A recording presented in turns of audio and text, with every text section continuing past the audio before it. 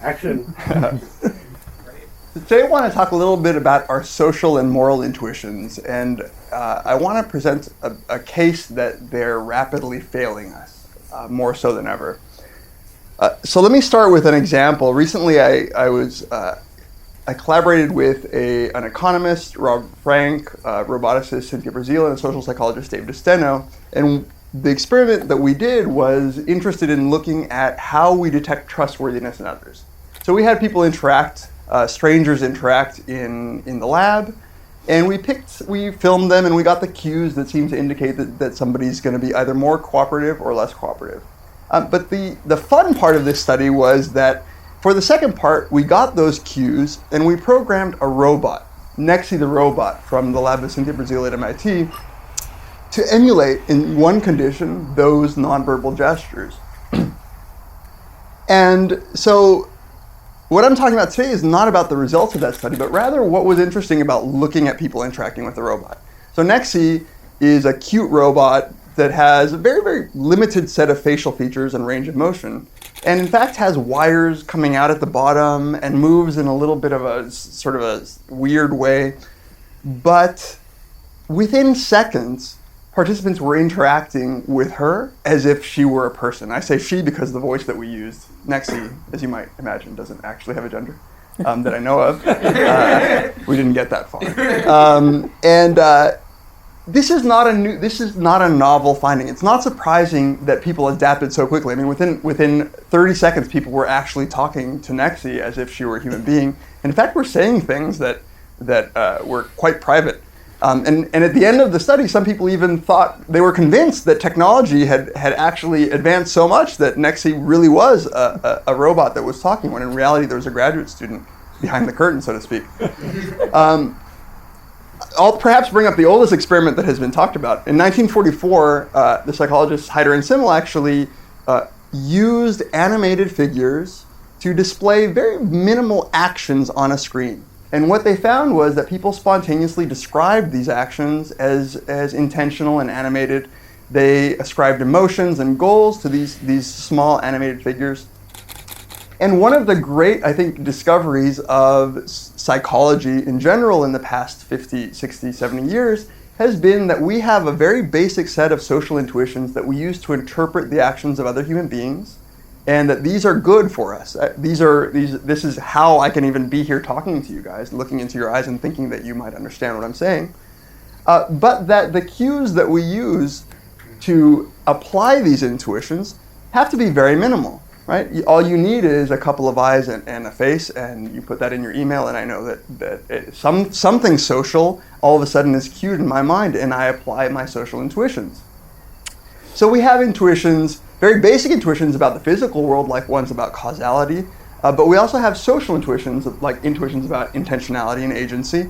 And these build into our moral intuitions, such as who deserves blame. And some of the work that's built this whole view of how we make these moral judgments comes from people in this room, like Joshua Green, Josh Knobe, and others. And so we know that one of the ways in which we use these social intuitions is to generate moral judgments about who did good things and who did bad things and who deserves blame. But what's interesting about these intuitions is that they can easily misfire. So, in fact, Daniel Dennett nicely called this view of things the intentional stance. And it turns out the intentional stance seems to be our default view. But what that means is that we see intentionality and agency where there is none at all. And so we're quick to think that even a machine, so a vending machine that doesn't dispense what I ordered, is angering me, and in some way I am making a judgment of moral blame, when in fact there is absolutely no intentionality there. So this intentional stance, though, seems to be, we're promiscuous with these judgments of intentionality and agency.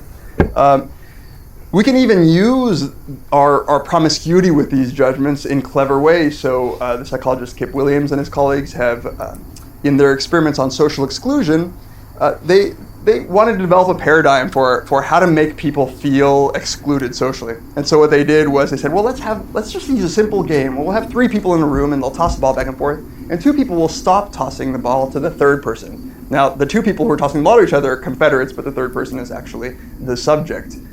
People feel really, really bad when that happens. It's a very simple game. So they said, well, maybe we don't need to have a physical ball game. Maybe we could just have 3 people in a room playing a video game, right? And we can do it on the computer, it'll be easier. Sure enough, that works. People feel really bad if they stop getting the ball. Well, they said, well, maybe we don't need to actually have the other 2 people in the room. We can just tell them that there are 2 people in the other rooms. People still feel bad. Turns out you can even tell them that it's just the computer that stops tossing you the ball, and they seem to feel just as bad. Now, these people aren't stupid, presumably. They're college students, after all. But it's so easy to find intentionality and agency when there is none, and it's so hard to squash it that we generate these sort of weird errors. Now, these are cute errors, and we can use them to do psychology studies on social exclusion, and we can learn quite a bit.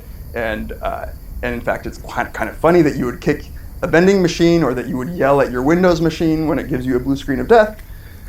But they're increasingly failing to be that cute, because the more complex society gets, it turns out that these intuitions are some of the only intuitions we have to make sense of a social world that's quite different from the world in which we evolved. So we've known this for quite some time. Take, for instance, collective action. When we talk about the action of a company, we say, oh, Microsoft did this.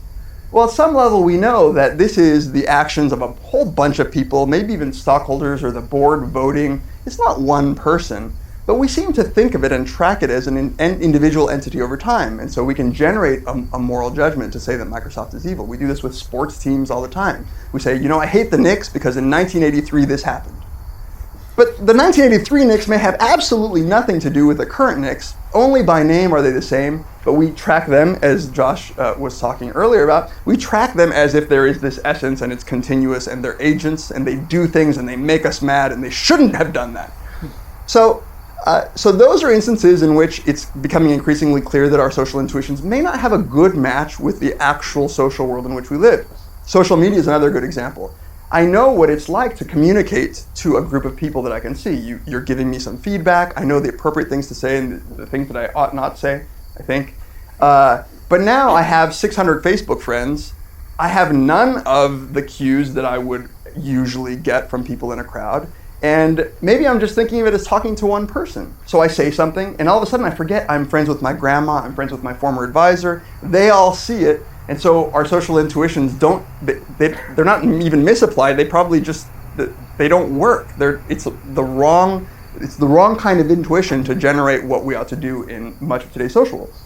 So what I want to argue, a part of what I want to argue is that these problems are increasingly problematic. And it's not just the case that our social intuitions are going to fail and make it we're going to be embarrassed at what we say.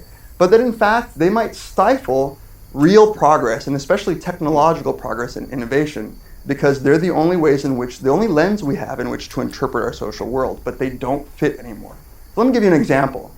Algorithms that look at my email generate personalized ads.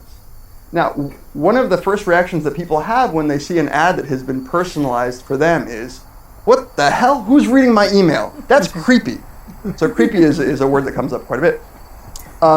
The truth is no one's reading your email. It's an algorithm, right? But somehow we feel like our privacy has been violated, even if we are assured that nobody, in fact, in reality, nobody cares about your email.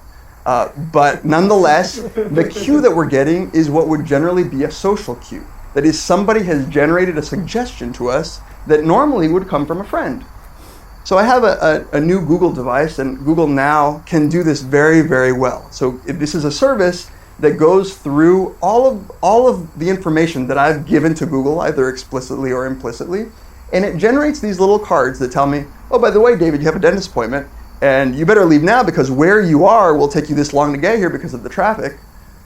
Now imagine that somebody came up to you and said, hey, Josh, you've never seen me, but I think that your wife is worried because I was just over there at the house, and maybe you should call her because you usually call her at this time, don't you? That would be creepy. That would be extraordinarily creepy. But I love that service because it gives me such useful information. In fact, I think I get a great deal of benefit from it. my social intuitions are firing that there is a creepy person reading all of my emails and looking at all my appointments, but they're wrong. That nobody is. It's an algorithm. But we don't have intuitions about algorithms. And I don't think we're getting any anytime soon. So the image that I have sometimes is of a middle-aged man who's a few pounds heavier than he used to be, trying to squeeze those jeans that he wore in high school onto himself. And so he squeezes, and they just don't fit anymore. But he can go to the store and get a new pair of jeans. And there's no intuition store for us, right? As technology advances, there is no way in which we can rapidly generate new intuitions. So what this means is that when we hear about self-driving cars, all of a sudden we get really nervous, even though we're certain that percentage-wise this would reduce the number of traffic accidents. It just doesn't feel right. It does not. I'm not in control. I don't like it. So what happens? Technologies get stifled a bit because they have to match our intuitions. So one of my favorite examples of this is BMW. BMW got so good at making the cockpit silent by developing new technologies to silence all external noise that all of a sudden people started complaining that they couldn't hear the engine. The engine provides actually really good feedback for many people, and they actually enjoy it, right? What used to be a side effect is something that people now enjoy. So what BMW engineers did is they spent hundreds of thousands of dollars, if not millions, to develop an audio algorithm that could generate engine noises to get pumped through the stereo that would be contingent on the conditions in which the person was driving, what gear they were in, how fast they were going.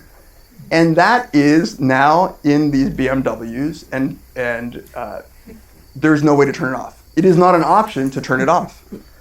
So here's a case in which this company had to bend over backwards to accommodate an intuition that people had. What I fear is that as technology progresses and more good things can happen in the world, now technologies might actually give us anything from curing diseases to preventing diseases through genetic means. We're applying intuitions that are old.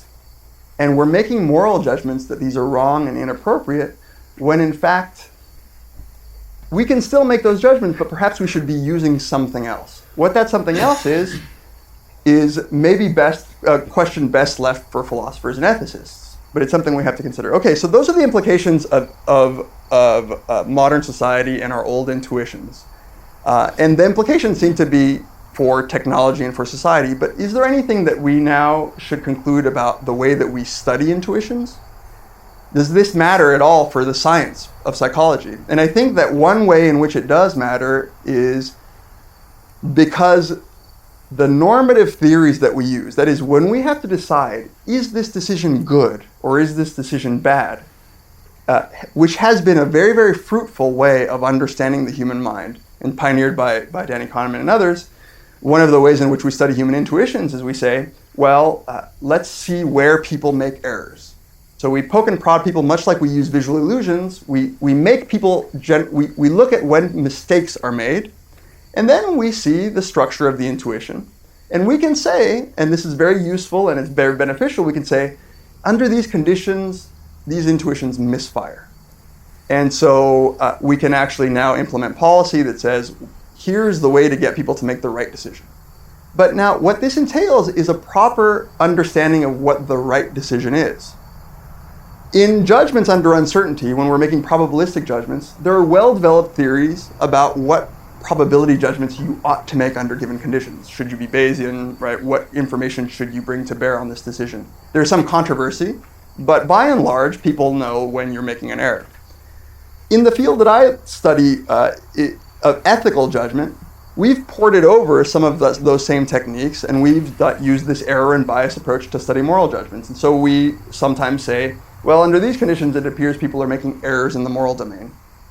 It's much trickier that way, though, because the normative account of ethical judgments is much less certain than the normative account of probabilistic judgments. That is, people still argue about this. But we can still say, well, look, we have thousands of years of philosophers who have developed normative theories of ethics that we can at least agree in some cases it's an egregious error, right? And so many of my colleagues and I have looked at human moral judgments and compared them to the normative theories and concluded, look, your ethical judgment misfired. As society has increased in complexity and as some of these technologies have become innovated, though, even those normative theories are failing us. So it's unclear to me what the right answer is to whether the impersonal nature of drone attacks or robots in war is a moral error, is an immoral action. I'm just not quite sure whether simply removing agency makes it a more egregious violation. And I want to work this out. But what this means is that I can't use a proper normative standard to compare human judgment.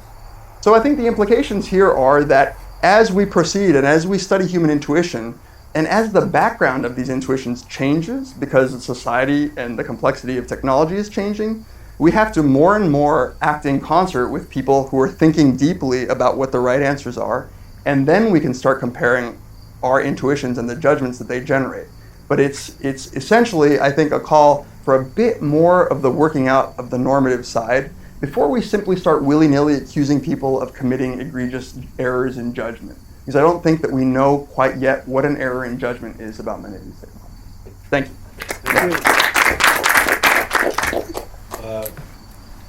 Let's limit it to a couple of questions. I think we do know something about errors. That is, what there is,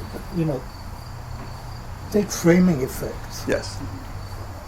You don't know which framing is correct, but here are two things that by some logical argument, plausible, should evoke the same response, and they evoke different responses. Yeah. And that actually, I think, is the more common way Yeah. in which we detect that there is a problem. And the problem is that we have intuitions, and they're not consistent, so Right. that you can trigger, that is, you have three intuitions. You have intuition A, you have intuition non-A, and then you have the intuition that they should agree. And that is really the standard problem. Yeah, I absolutely agree. And in fact, inconsistency, I think, is one way to determine if a moral judgment is an error. And so one way you can do it is you can show people both conditions of the experiment. So you say, look, if they get embarrassed, they admit that they made an error. But not all of moral judgment studies are like this at all. In fact, for instance, error is omission versus commission. So some researchers call this the omission bias. But now when you show people both conditions, you say, look, isn't it silly that you made this judgment that killing is worse than letting die? Don't you agree that this is an error? They don't have the framing response. They say, no, of course not. I didn't make an error. In fact, they jump up and down and say, I will make the same judgment over and over again. In those conditions is where I think we're having a little bit of problem. To build on what Danny's saying, to go back to the first part of what you said, there's a book by Everett Rogers. I don't know if you ever read this book, Diffusion of Innovation. No. It's a good book, and he's got a couple chapters in there on what he calls congruence. He basically reviews a huge literature on how innovations are adopted or not. And he's full of interesting stories. One story is very relevant to what you're saying. So it's about Indian farmers adopting tractors. So tractors as a substitute for bullocks that would pull. And it's interesting because people who studied this noted that after the farmers had adopted tractors, every night they would go to the tractor and put a blanket over the tractor. Great for bullocks, but actually a little less than good for tractors, at best neutral. And that is actually a theme that appears again and again in the diffusion of innovations, that people adopt or fail to adopt technologies and use them in a way that's congruent with the intuition they developed in prior technologies that they've had. But there's also, I think, a way out of it, which is related to this notion of you have multiple intuitions. One way you can get adoption or use of a technology is to actually just find an intuition for which this technology is congruent. So oftentimes when you see this misadoption, it's simply not that it's incompatible with all the intuitions you have, it's incompatible with an intuition, but it can easily be framed. So think of Facebook as X, or don't think of the Google guy gives all this, that algorithm as a creepy dude. Think of it as, and then all of a sudden it becomes totally understandable, people use it quite well. So I wonder to what extent moral and sort of intuition, social intuitions are also fertile enough and different enough and inconsistent enough. The inconsistency is now a good thing, because now, as a framer, you have more things to choose from. Right. I think that's very insightful, and I think, in fact, that's the way that's a solution out of this, which is, okay, let's get another intuition going. I think, as Josh Nove and I were talking about earlier, one of the features some of these reactions that we have is that it's not just that Google knows information about me. It's the social delivery. It seems to match the features of other forms of social delivery. That when a friend informs you, hey, by the way, you have an appointment, right? And it's those that seem to get the intuition going. But it's not. For instance, if my car is smart and it measures the miles that I use, and then it says, hey, it looks like when you're driving in the city, you use this much. Maybe that's great. I don't feel that violated. But that's not a social issue. And so one way maybe that we can work on solving this problem is quieting the social cues that might actually get an inconsistent intuition going. Or just to build on it, just an example could be, imagine that the app was explicitly bad early on, so that you could see it learning in a way. That's a situation where it might be more palatable to you, because you're like, oh, now I can see the process by which it's learning, and I'm actually growing close to. This is just examples how you might want to. Yeah, and in fact, actually, if you could involve the individual as an agent, even with a placebo, like the elevator buttons that are placebo buttons, if you could make it so that I just had to remind me to touch this button so that Google now really knows, but it actually does nothing, I would actually feel a bit more involved, and so I would feel like they didn't just surprise me with this, like someone creeping in your window. But it seems like the McClure studies in science go directly against kind of some of the things you're saying, where people were willing to accept unfair offers in the ultimatum game from machines, and they weren't willing to accept them or reject them from humans, even though the humans were also machine generated. So it's just the face that changed the way they made the decision. So it might be that humans are willing to accept computers as competent or even be compassionate toward them as objects, but they're not willing to accept that they have actually moral domains. Yeah, maybe, yeah. That's a good point. Wait, just a super quick thing about that. One of the really interesting points David was making was that it somehow has to do with the packaging of what you're doing. And there was an interesting follow-up on the study Jennifer was mentioning, in which it's just exactly the same study, except for instead of saying it's just a computer, they said it's a computer with a special artificial intelligence algorithm. And then in that condition, people would lose money to punish the computer. So when the computer screws them over, they'd be like, I'm willing to sacrifice for myself to harm this. Right. So sort of ramping up of the social cues. Yeah, and I think maybe one mistake that we make is, well, let's make our robots more social, right? And when in reality, a terminal might just be exactly what we want, right? Yeah. Many, many years ago, Omar Khayyam Moore at Yale, early pioneer in computer-aided instruction, really went on the warpath against phony anthropomorphization of programs. And in those days, it was, you typed your name and then it said, well, Johnny. And he said, get rid of all of that, because you're squandering one of the great things about computers, namely, you're in the privacy of your own room. There isn't anybody looking over your shoulder. Right. There isn't any other agent in the picture. Now, it seems to me that we could, there's more positive steps as recommended by O.K. Moore that might be worth considering. Since when people adopt the intentional stance, they invariably overinterpret. They always are charitable. They always interpret more understanding than is there. I mean, that's just clear.